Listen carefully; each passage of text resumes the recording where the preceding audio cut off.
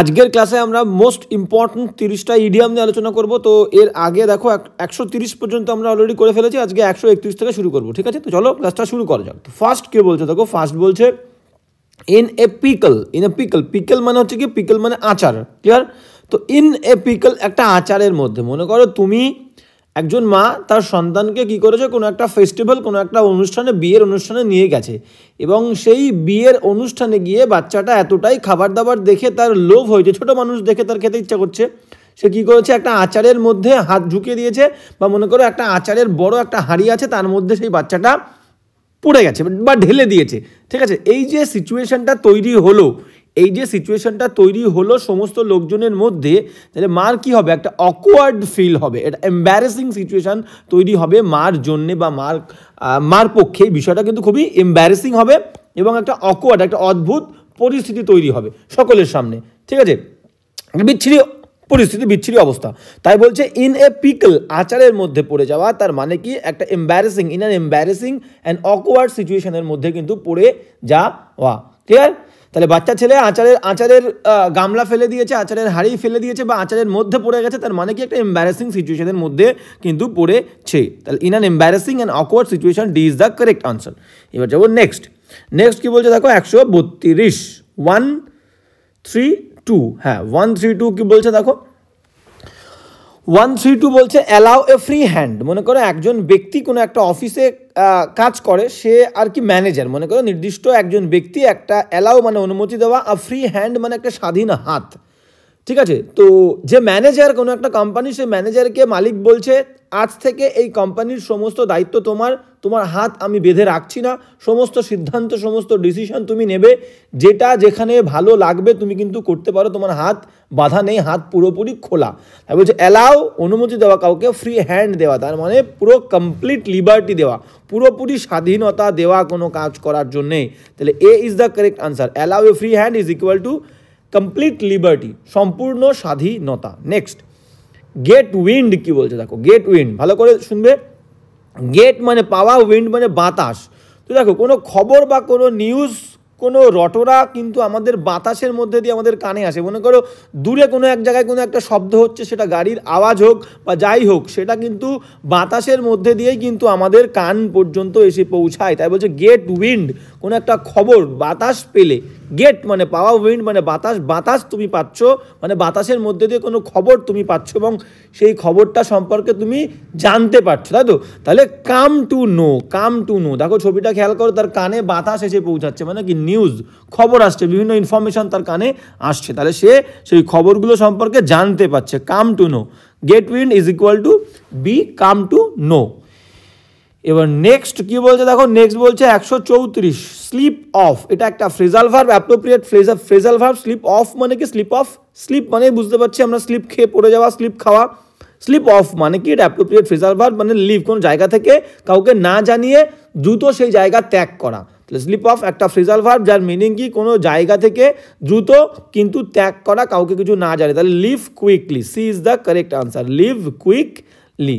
ওকে, দেখো এই মেয়েটা কাউকে কিছু না বলে কোনো একটা নির্দিষ্ট জায়গায়, মনে করো কোনো একটা অনুষ্ঠান বাড়িতে বা কোথাও গেছিলো, সেখান থেকে কাউকে না জানিয়ে একা একা কিন্তু দ্রুত চলে সে কিন্তু আসছে, ক্লিয়ার? তো এবার যাবো হচ্ছে নেক্সট কোয়েশ্চেন কি বলছে দেখো, 135 135 কি বলছে আমরা দেখে নেব। Looking forward two, very important. Looking forward two তার মানে কি, লুক তাকিয়ে আছে, ফরওয়ার্ড সামনের দিকে, টু কোনো একটা কিছুর দিকে তাকিয়ে থাকা, ঠিক আছে? এইবার মনে করো ভালো তুমি চাইছো, এই লুকিং ফরওয়ার্ড টু এই ফ্রেজটা আমরা তখন ইউজ করব যখন কোনো একটা জিনিস তুমি চাইছো সেই জিনিসটা ঘটুক, মানে আনন্দের সঙ্গে, খুশির সঙ্গে কোনো কিছুর জন্য অপেক্ষা করা এবং চাওয়া যে সেই জিনিসটা কিন্তু আসুক বা ঘটুক, সেই ক্ষেত্রেই আমরা লুকিং ফরওয়ার্ড টু ইউজ করব। কোনো কিছুর দিকে, সামনের দিকে তাকিয়ে আছি সেই জিনিসটা ঘটবে বলে। মনে করো একটা ছেলে পরীক্ষা দিয়েছে, এক্সাম দিয়েছে, খুব ভালো পরীক্ষা দিয়েছে, এবং সেই পরীক্ষার পর কি আসবে, রেজাল্ট। তো সেই রেজাল্টের জন্য সে আশা করে বসে আছে, looking forward to the final result. তাহলে সে আনন্দের সঙ্গে, খুশির সঙ্গে, কিন্তু পরীক্ষা ভালো হলে আনন্দের সঙ্গে, খুশির সঙ্গে সে এক্সপেক্ট করে আছে কবে রেজাল্ট দেবে। তাহলে এক্সপেক্টিং আশা করা উইথ প্লেজার, আনন্দের সঙ্গে। তাহলে looking forward to is equal to expecting with pleasure. Okay, এবার চলো নেক্সট কি বলছে দেখো, নেক্সট বলছে ride the high horse, ride the high horse. ভালো করে ছবিটা ফলো করো, দেখো একটা ঘোড়া, তো একটা ঘোড়াতে কি হয়েছে, একজন ব্যক্তি বসে আছে, মনে করো সৈন্যবাহিনী, আগেকার দিনের সৈনিকরা কি করতো, ঘোড়ায় চড়ে ঘোড়ায় বসে লড়াই করতো।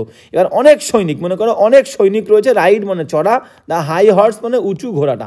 এবার মনে করো সৈনিকদের মধ্যে যে আর কি উঁচু মানের সৈনিক, যে কমান্ডার, যে ক্যাপ্টেন, ঠিক আছে, সে কি করবে, তার ঘোড়া এবং বাকিদের ঘোড়া কিন্তু দুটো আলাদা হবে। যে কমান্ডার হবে, যে সামনে থাকবে, যে লিড করবে, যে লিডার হবে, তার ঘোড়াটা কিন্তু উঁচু মানের হবে, একটু মানে কি বলবো, উন্নত মানের হবে, একটু ভালো মানের হবে। মনে করো আমি সেটাকে উঁচু ধরলাম, যে অন্য সৈনিকদের থেকে যে লিডার, যে ক্যাপ্টেন, যে কমান্ডার, তার ঘোড়াটা একটু বড়, উঁচু, হাই, ঠিক আছে।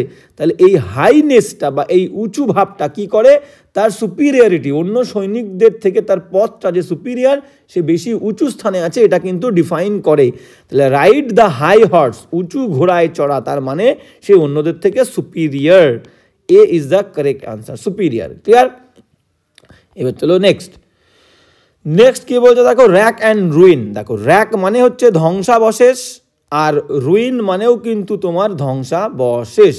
তাহলে এমন একটা জায়গা দেখো, দেখতেই পাচ্ছ একটা বিল্ডিং ভেঙে চুরো চূর্ণ বিচূর্ণ হয়ে গেছে, ডিস্ট্রয়েড হয়ে গেছে, ধ্বংস হয়ে গেছে, কিছু নেই আর, ঠিক আছে, পরিত্যক্ত হয়ে গেছে। তাহলে র্যাক অ্যান্ড রুইন, র্যাক মানেও ধ্বংসাবশেষ, রুইন মানেও কিন্তু ধ্বংসাবশেষ। ক্লিয়ার? তাহলে destroyed is the correct answer, C, rack and ruin is equal to destroyed, ধ্বংসপ্রাপ্ত। এবার চলো নেক্সট কি বলছে দেখো, turn the turtle. Turn the turtle, turn মানে কি, টার্ন মানে উল্টে যাওয়া, আর টার্টল মানে আমরা জানি, টার্টল মানে কিন্তু কচ্ছপ। টার্টল মানে কি, টার্টল মানে কচ্ছপ। কোনো কচ্ছপ যখন উল্টে যায়, তার মানে কি, উল্টে গেল, তার মানে কি উল্টে যাওয়া। কচ্ছপ ঘুরে যাওয়া মানে উল্টে যাওয়া। তাহলে ভেরি সিম্পল, সেটা হচ্ছে ওভারটার্ন। ওভারটার্ন মানে হচ্ছে উল্টে যাওয়া, কোনো কিছু কিন্তু উল্টে যাওয়া। ক্লিয়ার? তাহলে টার্ন টার্টল, কচ্ছপের মতন উল্টে যাওয়া, তার মানে কিন্তু ওভারটার্ন মানে উল্টে যাওয়া। ভেরি ইজি এটা। এবার চলো next, iron wheel, very important idiom, iron wheel. ভালো করে খেয়াল করো, আয়রন মানে কি, আয়রন মানে লোহা, লোহা খুব কি হয়, মজবুত হয়, সহজে কিন্তু লোহা ভাঙবে না। আর হুইল মানে কি, হুইল মানে হচ্ছে ইচ্ছা শক্তি। হুইল মানে কি, হুইল মানে ইচ্ছা শক্তি। ক্লিয়ার? তাহলে একজন মানুষ যার ইচ্ছা শক্তিটা ঠিক এই আয়রনের মতো, লোহার মতো। ক্লিয়ার? সে ভেবেছে যে আমাকে একটা জব পেতেই হবে, মানে জব পেতেই হবে, সে জব না পাওয়া পর্যন্ত কিন্তু তার প্রচেষ্টা সে থামাবে না। ক্লিয়ার? তাহলে এই মানুষটার ইচ্ছা শক্তি আয়রনের মতন, মানে কি স্ট্রং ডিটারমিনেশন, তার দৃঢ় প্রতিজ্ঞা, খুব স্ট্রং মানে শক্তিশালী, ডিটারমিনেশন মানে কি ইচ্ছা শক্তি। ঠিক আছে, হ্যালো, তাহলে strong determination, iron will is equal two strong determination, সংকল্পবদ্ধ। ঠিক আছে, তো ডিটারমাইন্ড মানে কি, আমরা সংকল্পবদ্ধ বলি। তাহলে একজন মানুষ যার চিন্তাভাবনা, যার প্ল্যানিং কিন্তু খুবই মজবুত, যার উইল মানে ইচ্ছা শক্তি কিন্তু খুব মজবুত, করতেই হবে, জব পেতেই হবে। তাহলে স্ট্রং ডিটারমিনেশন। এবার চলো নেক্সট। নেক্সট কি বলছে দেখো, নেক্সট বলছে ওয়াটার আন্ডার দ্য ব্রিজ। ভালো করে ছবিটা ফলো করো, water under the bridge, bridge. তো ব্রিজ মানে আমরা জানি সবাই, ব্রিজ, ওয়াটার জল, আন্ডার মানে হচ্ছে কি, আন্ডার মানে হচ্ছে কোনো কিছু অধীনে, নিচে দিয়ে, আর দ্য ব্রিজ মানে হচ্ছে ব্রিজের নিচে জল। এবার আমাকে বলো, এই যে ব্রিজের নিচে যে জল আমরা দেখতে পাচ্ছি, এই জল কি বদলাতে পারবে এই সিচুয়েশন ব্রিজের ওপরে? একটা ছেলে মনে করো তার মাকে বলছে, মা ব্রিজের নিচে দিয়ে কেন জল যাচ্ছে, ওপর দিয়ে কেন যাচ্ছে না? তো এটা তো একটা ন্যাচারাল প্রসেস, এটাকে কিন্তু বদলানো যাবে না। জল নিচে দিয়েই যায়, ব্রিজের ওপর দিয়ে যায় না। তো মা ছেলেকে বলছে কি, মা ছেলেকে বলছে যে বাবা এই বিষয়টাকে বদলানো যাবে না, ব্রিজের নিচে দিয়েই তো জল যাবে, জল প্রবাহিত হবে ব্রিজের নিচে দিয়েই। ক্লিয়ার? তো জলের ওপর দিয়ে ব্রিজ তৈরি হয়। তাহলে এই বিষয়টা, এই ইডিয়ামটা কি হবে, something that can not be change, যেটাকে বদলানো যাবে না, বা something one can not change, একটা বিষয় যে বিষয়টাকে বদলানো যাবে না। আর এই ইডিয়ামটা সবসময় অতীতে ঘটে যাওয়া ঘটনাকে নির্দেশ করে, যে জিনিসটা আমরা আর বদলাতে পারবো না। দেখো, A is the correct answer, something one can not change, একটা বিষয় যেটা অতীতে ঘটে গেছে সেটাকে কিন্তু আমরা আর বদলাতে পারবো না। তাহলে A is the correct answer, water under the bridge, তার মানে something one can not change, একটা জিনিস যেটাকে মানুষ বদলাতে পারবে না, অতীতে ঘটে যাওয়া ঘটনা মানুষ আর বদলাতে পারবে না। তো সুতরাং সেটাকে নিয়ে হাউতাশ করে লাভ নেই, এই ইডিয়ামটার মিনিং হচ্ছে তাই। ওকে, এবার চলো নেক্সট। তো something one can not change মাথায় রাখবে। এবার নেক্সট কি বলতে দেখো, নেক্সট 141 141 কি বলছে, ভালো করে খেয়াল করো। বলছে স্টিক, লেগে থাকা, টু ওয়ানস গান, একজন মানুষের বন্দুকের সাথে লেগে থাকা। তার মানেটা কি, তার মানেটা হচ্ছে কি, মনে করো এটা আমরা আগে পেয়েছি, বন্দুক নিয়ে দাঁড়িয়ে আছে, ছবিটা ভালো করে ফলো করো, একটা মানুষ বন্দুক নিয়ে দাঁড়িয়ে আছে, তার মানে কি তার কারোর ওপরে রাগ হয়েছে, একজন ব্যক্তি তার সঙ্গে দিনের পর দিন অন্যায় করে চলেছে, সে ঠিক করেছে অন্যের সীমাটা এবার অতিরিক্ত হয়ে গেছে, ছাড়িয়ে গেছে, সমস্ত সীমাকে পার করে ফেলেছে মানুষটা, সে সহ্য করতে আর না পেরে সে কী করেছে, একটা বন্দুক হাতে নিয়ে তার বাড়িতে যে যাওয়ার সিদ্ধান্ত নিয়েছে, তাকে সেখানে গিয়ে কিন্তু মারবে। এবার বাড়িতে গিয়ে দেখলো যে অনেক বডিগার্ড রয়েছে, যে মানুষটাকে মারতে গেছে তার অনেক বডিগার্ড আছে, তাকে ঘিরে ফেলেছে সাথে সাথে, কিন্তু সে বন্দুক উঁচু করে ধরেছে, মানে বন্দুক উঁচু করেই ধরে আছে, সে মারবে মানে না মেরে সে থামবে না। ক্লিয়ার? তাহলে তার যে ডিসিশন, এই যে ওপিনিয়ন, সেই ওপিনিয়নে অটুট আছে, স্টিক আছে। তাহলে স্টিক টু ওয়ান্স গান, বন্দুকের সঙ্গে অটুট থাকা, তার মানে কারোর সিদ্ধান্ত, কারোর ডিসিশনে কিন্তু একদম অটুট থাকা। তো B is the correct answer. দেখো, hold on to one's decisions, একজনের যে সিদ্ধান্ত ধারণা তাতে কিন্তু অটুট থাকা, লেগে থাকা। ক্লিয়ার? তাহলে stick to one's gun, B is the correct answer. এবার চলো নেক্সট কি বলছে দেখো, নেক্সট বলছে salt of the earth. Salt মানে কি? লবণ। দ্য সল্ট মানে হচ্ছে লবণ, অফ দ্য আর্থ মানে হচ্ছে কি পৃথিবীর যে লবণ। এবার দেখো লবণ কি হয়, লবণ তুমি কোনো একটা পাত্রে দিলেই, কোনো একটা পাত্র যার মধ্যে একটু জল আছে বা লবণ কোনো একটা জায়গায় দেখবে কিছুক্ষণ রেখে দেবে, কি হবে, একটু তাপ লাগলেই গলে যাবে। তাহলে এমন একটা মানুষ, যে মানুষটাকে তুমি যতই বাজে কথা বলো না কেন, উল্টোপাল্টা বলো না কেন, কিছুক্ষণ বাদে এসে একটু ভালো কথা বললেই, ভালো ব্যবহার করলেই কিন্তু মানুষটা গলে যাবে। তার মানে হচ্ছে মানুষটা ভেরি জেনারাস, খুবই দয়াবান, দয়াশীল, কাইন্ড, ভেরি কাইন্ড, তাই তো? তাহলে D is the correct answer. The salt of the আর্থ, পৃথিবীর লবণ, তার মানে কিন্তু ভেরি কাইন্ড ব্যক্তি একজন। ঠিক আছে? এবার চলো নেক্সট কি বলছে দেখো, নেক্সট বলছে টক থ্রু ওয়ান্স হ্যাট। ভালো করে ছবিটা ফলো করবে। দেখো একজন মানুষ সামনে দাঁড়িয়ে আছে এবং তার সামনে কি আছে, একটা টুপি আছে, সে কিন্তু কথা বলছে, মুখ দিয়ে সে কিন্তু কথা বলছে। ক্লিয়ার? এইবার দেখো আমি যখন কথা বলবো বা কোনো একজন ব্যক্তি কথা বলবে, তার সামনে যদি টুপি ধরে সে কথা বলে, তাহলে কথাটা কিন্তু ভালো শোনা যাবে না, বোঝা যাবে না, সামনের ব্যক্তিদের কাছে পৌঁছাবে না, কথাটা ঠিকঠাক পৌঁছাবে না, বুঝতে পারবে না। আর যখনই মানুষ বুঝতে পারবে না, বলবে কি বকছিস, কি বোকামো করছিস, কি আজে বাজে কথা বলছিস, তাই তো? তাহলে এই যে টক, কথা বলা, থ্রু মধ্যে দিয়ে, ওয়ান্স হ্যাট কারোর টুপির মধ্যে দিয়ে কথা বলা, তার মানে কি ননসেন্স, বুঝতে না পারলে সেটা ননসেন্স, আজে বাজে কথা হয়ে যাবে। তাহলে talk nonsense, B is the correct answer. তাহলে টক থ্রু ওয়ান্স হ্যাট, তার মানে হচ্ছে talk nonsense. Clear? B is the correct answer. এবার চলো নেক্সট কি বলছে, সি থ্রু। আচ্ছা দেখো, সি মানে দেখা, থ্রু মানে মধ্যে দিয়ে, সি মানে দেখতে পাওয়া, আর থ্রু মানে হচ্ছে কি মধ্যে দিয়ে। তাহলে বাবা বলছে, বাবা কি বলছে দেখো, হ্যাঁ, বাবা তার ছেলেকে বলছে তুমি প্রতিদিন বাবা পড়তে যাওয়ার নাম করে ব্যাগ ট্যাগ নিয়ে বেরো আর বন্ধুদের সঙ্গে ঘুরে ঘুরে বেড়াও, তুমি কি ভাবছো আমি কিছু বুঝি না, আমি কিছু খবর রাখি না, আমি সব বুঝতে পারি, তোমার প্ল্যান কি আমি দেখতে পাচ্ছি না? তাহলে সি দেখতে পাচ্ছি, থ্রু মধ্যে দিয়ে, তোমার মাথায় কি চলছে তার মধ্যে দিয়ে কিন্তু আমি সব দেখতে পাচ্ছি, তোমার মাথার মধ্যে দিয়ে আমার কিন্তু চোখ চলে গেছে, তোমার প্ল্যানিং সব বুঝতে পারছি। বাবা কিন্তু ছেলেকে এই কথাগুলো বলছে। তাহলে সি থ্রু তার মানে কি আবিষ্কার করতে পারা, বুঝতে পারা, দেখতে পারা, তাহলে কি ডিটেক্ট করতে পারা, শনাক্ত করতে পারা। ক্লিয়ার? তাহলে সি থ্রু তার মানে হচ্ছে ডিটেক্ট করা, শনাক্ত করা, বুঝতে পারা, চিহ্নিত করতে পারা। ক্লিয়ার? তাহলে কিন্তু আমাদের কি হলো, B is the correct answer, C through মানে। এবার চলো নেক্সট কত বলছে, 145, 145 কি বলছে এবার দেখো, বলছে এ বি মানে কি, এ বি মানে হচ্ছে একটা মৌমাছি, এ বি মৌমাছি ইন ওয়ান্স বোনেট, বোনেট মানে হচ্ছে একটা টুপি, তো টুপির ওপরে একটা মৌমাছি, তার মিনিংটা কি বলতে চেয়েছে ভালো করে ফলো কিন্তু তোমাকে করতে হবে। মনে করো একটা বাচ্চাকে তার বাবা কি করেছে, একটা টুপি দিয়েছে এবং টুপিটা একটু উন্নত মানের টুপি, একটু ভালো মানের টুপি, এবং টুপিতে একটা মৌমাছির ছবি আঁকা আছে বা একটা মৌমাছি আছে। ঠিক আছে? তো এবার তার টুপিটা এতটাই পছন্দ হয়েছে, সে কখনোই টুপিটা খোলে না, সে শুতে গেলেও টুপিটা পরে যায়, ঠিক আছে, জেগে থাকলেও টুপিটা সবসময় পরে থাকে, খেলতে গেলেও কিন্তু এই টুপিটা সে পরে খেলে। তার মানে টুপিটার প্রতি সে অবসেসড হয়ে গেছে, মগ্ন হয়ে গেছে, আচ্ছন্ন হয়ে পড়েছে।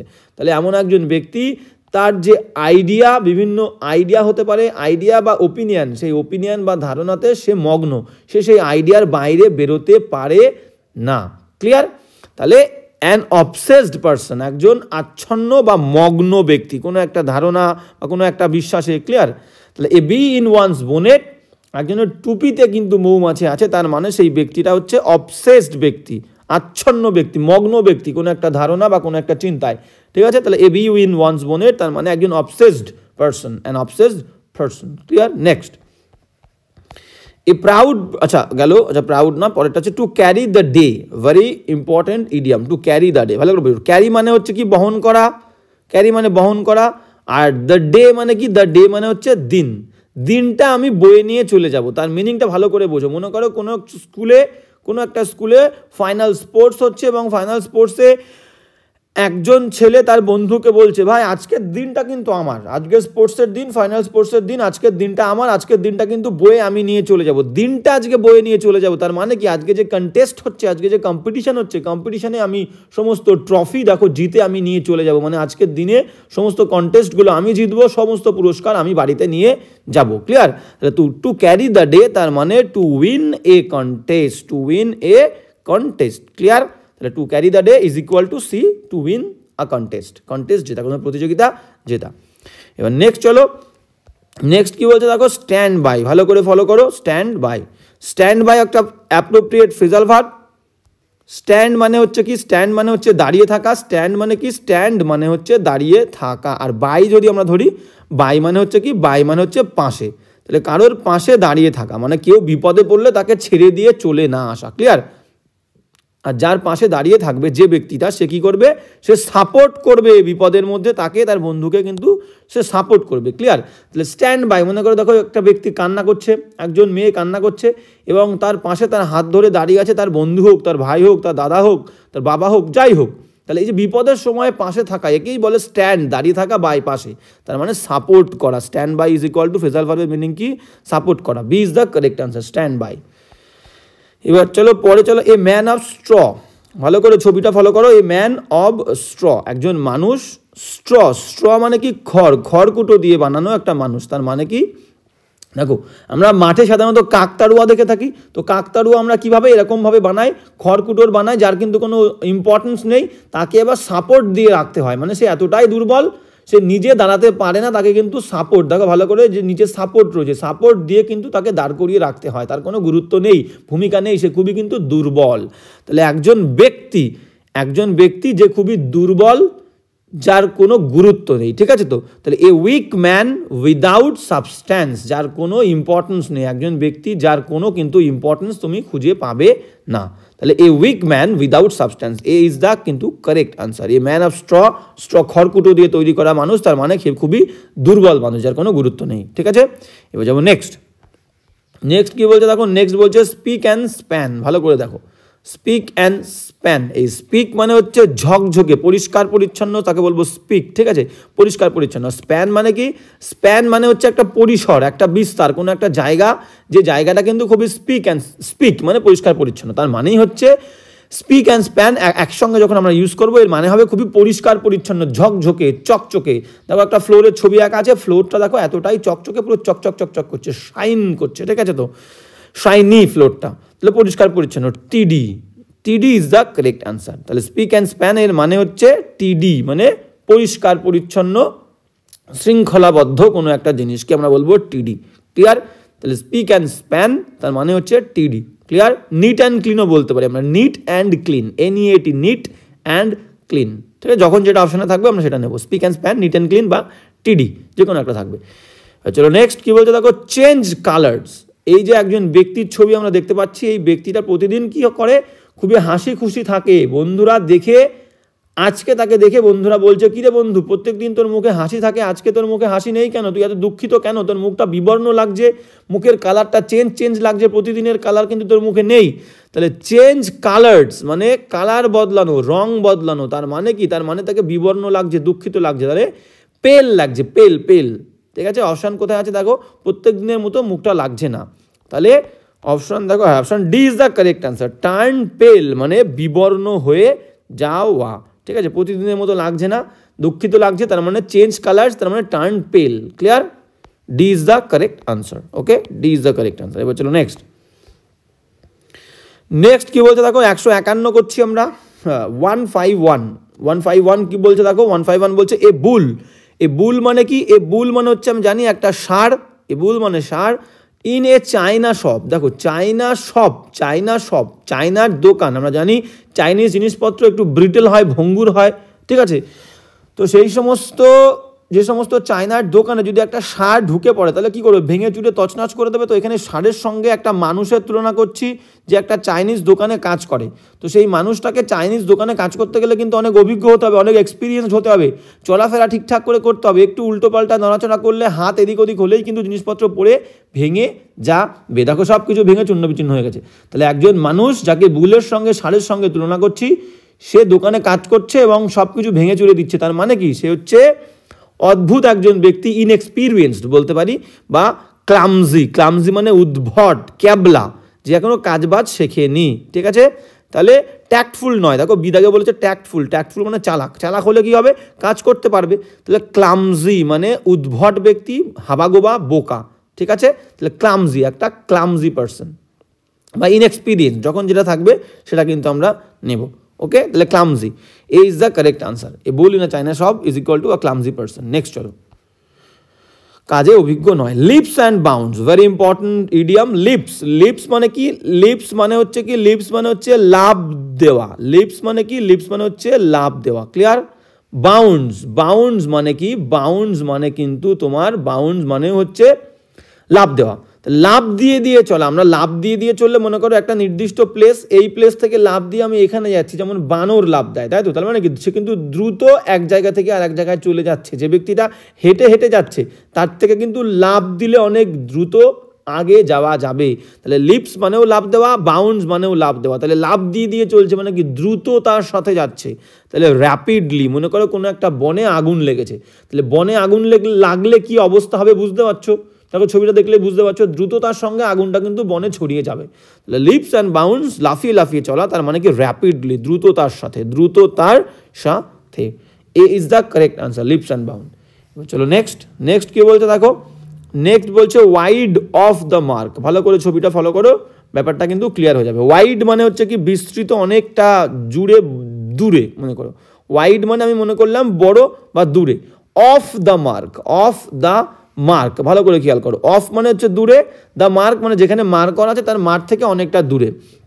ঠিক আছে, তো মানে অনেকটা। ওয়াইড মানে এখানে মনে ভেরি, ভেরি অফ মানে দূরে, অনেক দূরে, মার্কেট থেকে অনেক দূরে। মনে করো এই খেলাটা তোমরা সবাই জানো, ছুটে ছুটে মারতে হয় এবং মাঝে লালে আমাদের তাক করে মারতে হয়। এবার একজন ব্যক্তিকে আমি মারতে বলেছি, সে কি করেছে, সে দেখো লালে তো মারতে পারেনি, সে পুরো বোর্ডের বাইরে মেরেছে। তাহলে কি, আমাদের প্রসঙ্গ কোনটা, আমাদের প্রসঙ্গ কিন্তু লাল। আমাদের প্রসঙ্গ কি, আমাদের প্রসঙ্গ হচ্ছে লালটা, হচ্ছে আমাদের প্রসঙ্গ।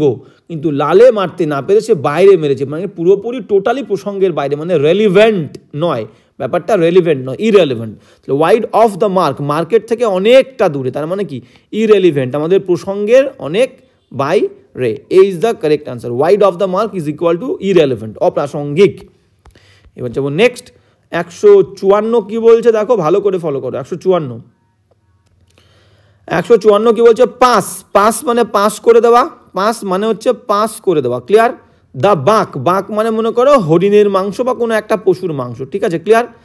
তাহলে মনে করো কোনো একদিন, কোনো একটা সময় ছুটির দিনে বন্ধুরা মিলে ঠিক করেছে তারা মাংস রান্না করে খাবে নিজেদের মধ্যে। ঠিক আছে, এটা একটা তাদের প্ল্যানিং ছিল।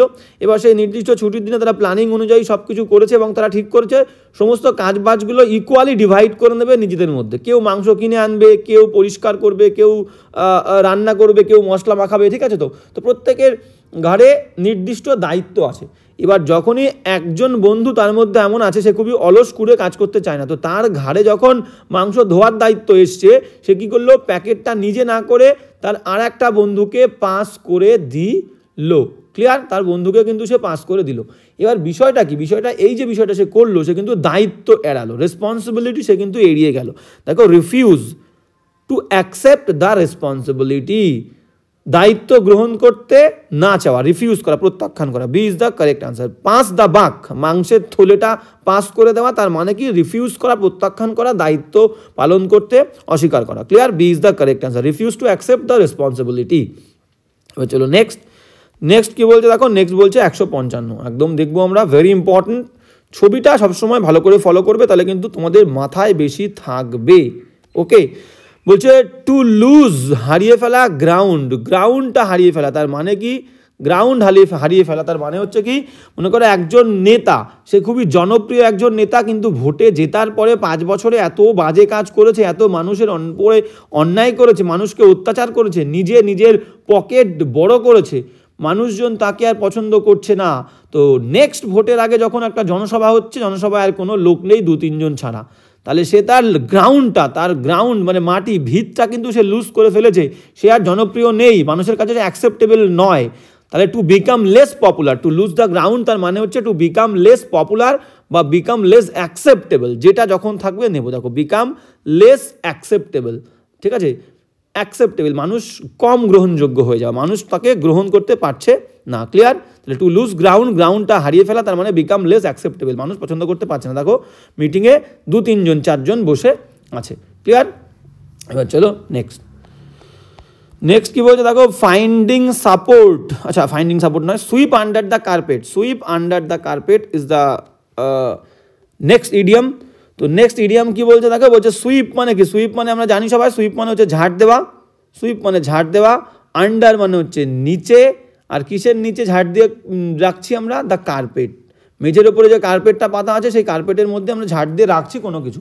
ঠিক আছে, মনে করো একটি মেয়ে, তার একটি গোপন চিঠি আছে, মনে করো তার ভালোবাসার মানুষটি তাকে চিঠিটা দিয়েছিল এবং বাড়ির লোকজন কেউ জানে না এই বিষয়টা। তো হঠাৎ করে সে যখন ঝাড় দিতে যাচ্ছে, ঝাড় দিতে গিয়ে দেখে যে চিঠিটা মেঝেতে পড়ে আছে, সে তখন কি করলো, তাড়াহুড়ো করে যাতে মা বাবা দেখে নেয় এই চিঠিটাকে, সে কি করলো, সে ঝাড় দিয়ে কার্পেটের নিচে রেখে দিচ্ছে। তার মানে কি, সে লুকাচ্ছে কোনো একটা জিনিসকে, সে হিডেন রাখছে। তাহলে keep something hidden, A is the correct answer. Sweep under the carpet, ঝাড় দিয়ে কার্পেটের আন্ডারে রেখে দেওয়া, নিচে রেখে দেওয়া, তার মানে কিন্তু কিপ হিডেন, লুকিয়ে রাখা। ক্লিয়ার?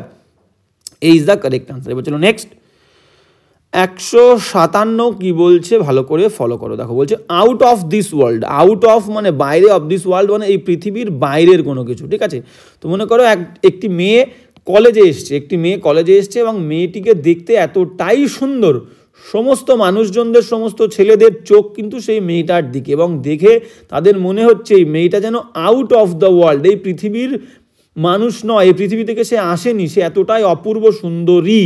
ঠিক আছে, তাহলে আউট অফ দিস ওয়ার্ল্ড তার মানে হচ্ছে এক্সট্রাঅর্ডিনারি, মানে অসাধারণ, সে সাধারণ নয়। ঠিক আছে, এতটাই সে সুন্দর দেখতে, সুন্দরী। তাহলে A is the correct answer. Out of this world তার মানে হচ্ছে এক্সট্রাঅর্ডিনারি। ক্লিয়ার? এবার চলো নেক্সট, অর্ডিনারি নয়, অসাধারণ।